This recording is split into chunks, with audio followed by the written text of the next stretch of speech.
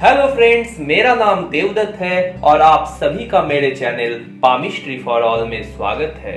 दोस्तों, आज के इस वीडियो में मैं आपको बताऊंगा हमारी हथेली से किस प्रकार आप ये जान सकते हैं कि किसी भी व्यक्ति का प्रेम विवाह होगा या फिर अरेंज मैरिज होगा, और मैं ये भी बताऊंगा कि उस व्यक्ति का वैवाहिक जीवन कैसा रहने वाला है। दोस्तों, हमारे हथेली में इस स्थान पर बुध पर्वत के नीचे विवाह की रेखा होती है। यही विवाह की रेखा अगर ऐसी ही सीधी हो, सुस्पष्ट हो, ज्यादा गहरी ना हो और इसमें किसी भी प्रकार की आड़ी तिरछी रेखाएं काटती हुई ना दिखाई दे, तो ऐसे व्यक्ति का जीवन साथी ऐसे व्यक्ति से बहुत ज्यादा प्रेम करने वाला होता है। विवाह की यही रेखा अगर नीचे की ओर हल्की सी मुड़ती हुई दिखाई दे, तो फिर ऐसे व्यक्ति का जीवन साथी इस व्यक्ति की सारी बातें मानता है और यह व्यक्ति अपने जीवन साथी पर डोमिनेटिंग नेचर का बना हुआ रहता है। दोस्तों, हमारी हथेली में इस स्थान पर जीवन रेखा होती है।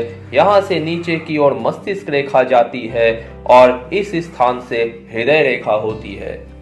दोस्तों, अगर भाग्य की रेखा हमारी हथेली में नीचे से निकलकर हृदय रेखा में जाके मिल जाए और उसे काटे नहीं, तो ऐसे व्यक्ति का प्रेम विवाह होना निश्चित होता है। लेकिन ऐसे व्यक्ति प्रेम विवाह के बाद अपने करियर से नाता तोड़ देते हैं और फिर उनका करियर, खुद का करियर, भले ही वो कितने भी ब्राइट क्यों ना हो, आगे नहीं बढ़ता। इसी प्रकार अगर भाग्य रेखा मस्तिष्क रेखा में जाकर मिल जाए, तो भी ऐसे व्यक्ति का प्रेम विवाह होने की संभावना बहुत ज्यादा बढ़ जाती है।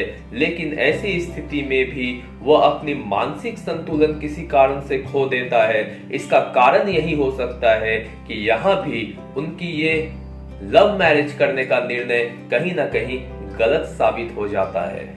दोस्तों, अगर हृदय रेखा हमारी हथेली में इस स्थान से यानी कि तर्जनी और मध्यमा के बीच से नीचे से शुरू होकर सीधी बुध की अंगुली के पार जाए, तो फिर ऐसे व्यक्ति के प्रेम विवाह होने की संभावना बहुत ज्यादा रहती है।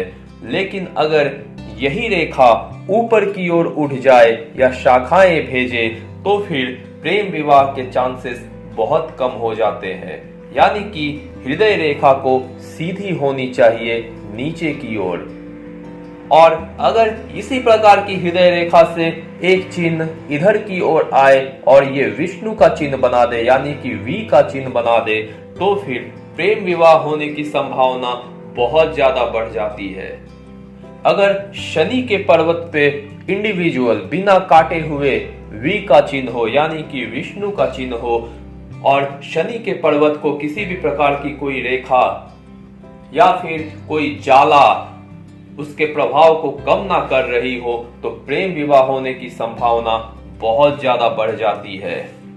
हमारे अंगूठे के पास जो मंगल का पर्वत होता है, यहाँ पे अगर त्रिकोण का चिन्ह हो और वी का चिन्ह हो या फिर इस तरह का कोई भी शुभ चिन्ह हो और मंगल का ये पर्वत काफी दोषमुक्त हो, तो फिर ऐसे व्यक्ति के प्रेम विवाह होने की संभावना बहुत ज्यादा होती है।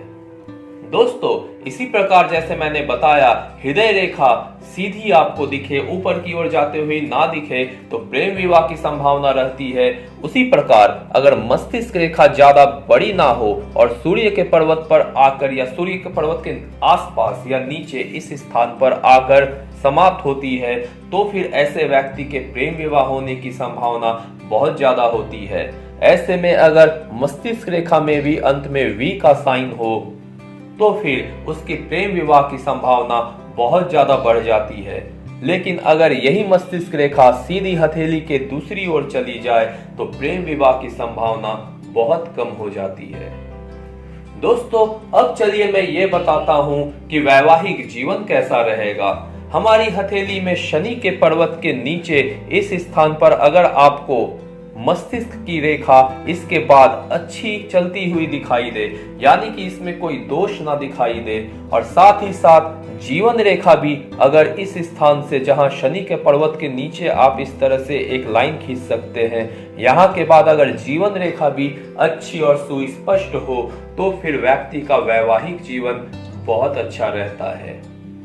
हमारी हथेली में जो भाग्य रेखा होती है वो अगर 26 साल के आसपास खराब हो जाती है तो फिर ऐसे व्यक्ति का जो वैवाहिक जीवन होता है वो तो नॉर्मली अच्छा रहता है, लेकिन वैवाहिक जीवन के बाद उसकी आर्थिक स्थिति में किसी प्रकार की परेशानी आने की संभावना बहुत ज्यादा होती है।